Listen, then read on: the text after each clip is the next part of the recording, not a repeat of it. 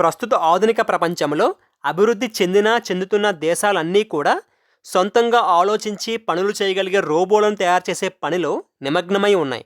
ఇప్పటికే కొంత అభివృద్ధి చెందిన రోబోటిక్ టెక్నాలజీని ఉపయోగించి హాస్పిటల్స్లో సర్జరీలు చేసే స్థాయికి వచ్చాయి. కానీ పూర్తిగా సొంతంగా మనిషిలాగా ఆలోచించి మంచి చెడుల విచక్షణ కలిగి ఎమోషన్స్కి లోనయ్యే రోబోలను తయారు చేసే పనిలో ప్రస్తుత శాస్త్రవేత్తలు నిమగ్నమై ఉన్నారు. అయితే ప్రస్తుత ఆధునిక శాస్త్రవేత్తలు ఎలాంటి రోబోలను తయారు చేయాలని దశాబ్దాలుగా కలలు కంటూ ప్రయోగాలు చేస్తున్నారో, సరిగ్గా అలాంటి రోబోలను మన పూర్వీకులు వాటిని తయారు చేసి విజయవంతంగా వాటిని ఉపయోగించి యుద్ధాల్లో కూడా విజయం సాధించారనే విషయం మనలో చాలా మందికి తెలియదు.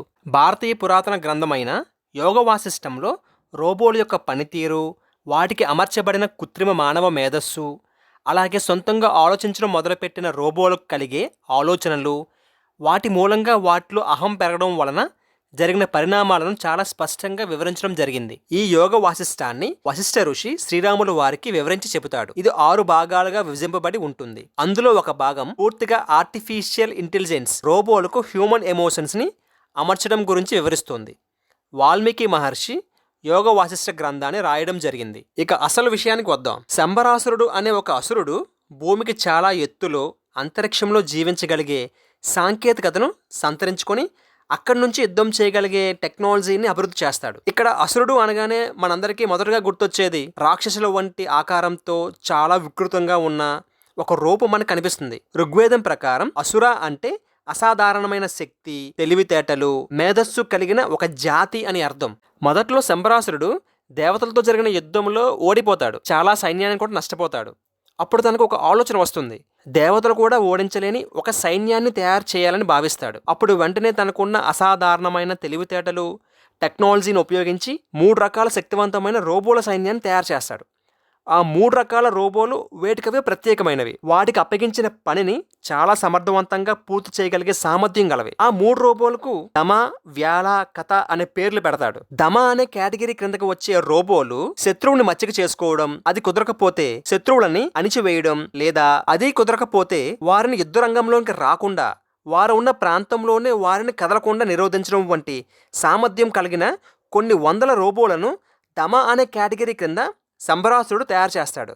ఇక రెండో కేటగిరీ రోబోలను వ్యాల అనే పేరుతో పిలిచేవాడు. వ్యాల అనే పేరు కలిగి ఉన్న ఈ రోబోలన్నీ కూడా చాలా క్రూరమైనవి, దయాదాక్షిణ్యాలనేవి లేకుండా శత్రువులను అతి దారుణంగా చంపేసే రోబోలు ఇవి ఎంత భయంకరంగా యుద్ధం చేస్తాయంటే, ఒకవేళ శత్రువు యుద్ధం చేయలేని స్థితిలో పడి ఉండి కొన ఊపిరితో ప్రాణాల కోసం కొట్టిమిట్టాడుతున్నా కూడా వదలకుండా శత్రువు ప్రాణాలు తీసి శత్రువు మరలా బ్రతికే అవకాశం ఇవ్వకుండా శరీరాన్ని ముక్కలు చేసి ప్రాణాలు తీసే అతి క్రూరమైన వ్యాల కేటగిరీకి చెందిన రోబోలు వీటి పేరు వింటేనే దేవతల సైన్యం కూడా యుద్ధం చేయడానికి ఆలోచించేంతగా ఈ వ్యాల పేరు కలిగిన రోబోలు ఉండేవి.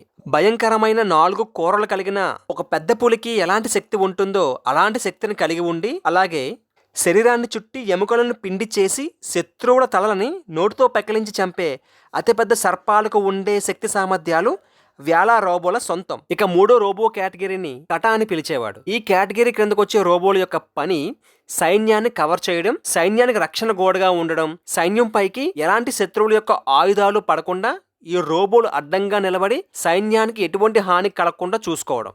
వీటి బాడీ డిజైన్ చాలా బలంగా ఉంటుంది.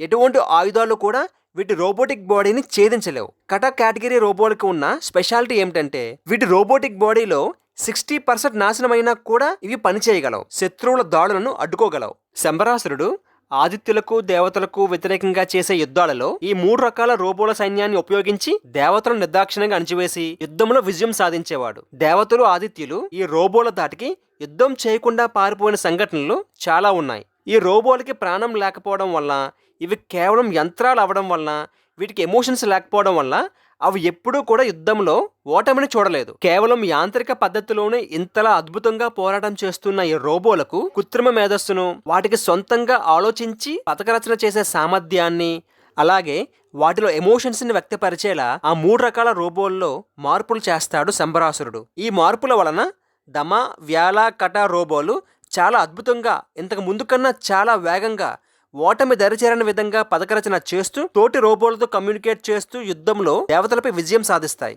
వాటిలోకి కొత్తగా ప్రవేశపెట్టబడిన ఆర్టిఫిషియల్ ఇంటెలిజెన్స్ వలన అవి స్వయంగా ఆలోచించడం, భాగోద్వేగానికి లోను కావడం వలన వేళ కేటగిరీ రోబోలు ఇంతకు ముందున్న క్రూరత్వాన్ని ప్రదర్శించకుండా కొనవూపిరితో ఉన్న శత్రు సైన్యాన్ని విడిచిపెట్టడం గమనించారు దేవతలు. వాటిని ఓడించడానికి ఎన్నో ప్రయత్నాలు చేశారు, కానీ వాటిని ఓడించడం వాళ్ళకి వీలు పడలేదు. అప్పుడు ఒక పథకం ప్రకారం ఆ రోబోలలో అహంకారం లేదా ఇగో అనే ఒక చిన్న విషవిత్తనాన్ని నాటుతారు దేవతలు. రోబోలతో సంప్రదింపులు జరిపి, సంభాసురుడు మీ కష్టాన్ని, మీ సామర్థ్యాన్ని ఉపయోగించి యుద్ధంలో విజయం సాధించి తను ఆనందాన్ని, గౌరవాన్ని పొందుతున్నాడని, మీరు లేకపోతే ఆ సంభాసురుడికి ఎలాంటి గుర్తింపు ఉండదని, మిమ్మల్ని మించిన పోరాట యోధులు ఈ ప్రపంచంలో ఎవరూ లేరని వాటితో సంభాషించి వాటిలో అహంకారాన్ని పెరిగేలా దేవతలు ప్రవర్తిస్తారు. అదే సమయంలో ఇంకో మార్గంలో వాటిలో భయాన్ని కలిగించేందుకు ఒక పథకాన్ని వేసి వేళ రోబోలు యుద్ధంలో ఓటమిని పొందుతున్నాయి అనే ఒక ఫేక్ న్యూస్ని దమా కేటగిరీ రోబోలకి ఆ సమాచారం అందేలా చేస్తారు.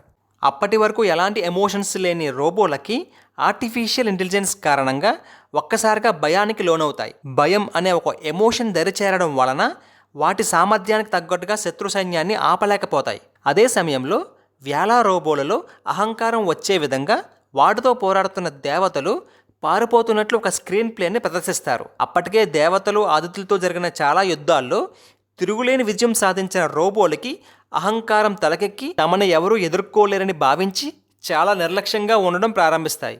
ఎప్పుడైతే దమా అని పిలిచే రోబోలకి వేళ రోబోలు ఓడిపోయాయని ఒక ఫేక్ న్యూస్ని దేవతలు పంపించారో, ఆ వార్త విని భయానికి లోనై శత్రువులని నిలువరించడంలో దమా రోబోలు విఫలమైనందున సంభాసురుడి రక్షణ వలయం ఛేదించబడి ఒక్కసారిగా వేళ రోబోలున్న ప్రాంతానికి దేవతల సైన్యం రావడం వలన అప్పటికే దేవతలను ఓడించామని చాలా నిర్లక్ష్యంగా, అహంకారంగా ప్రవర్తిస్తున్న వేళ రోబోలకి ఏం చేయాలో ఆలోచించుకునే సమయం ఇవ్వకుండా దేవతల సైన్యం వాటిని యుద్ధంలో ఓడిస్తుంది.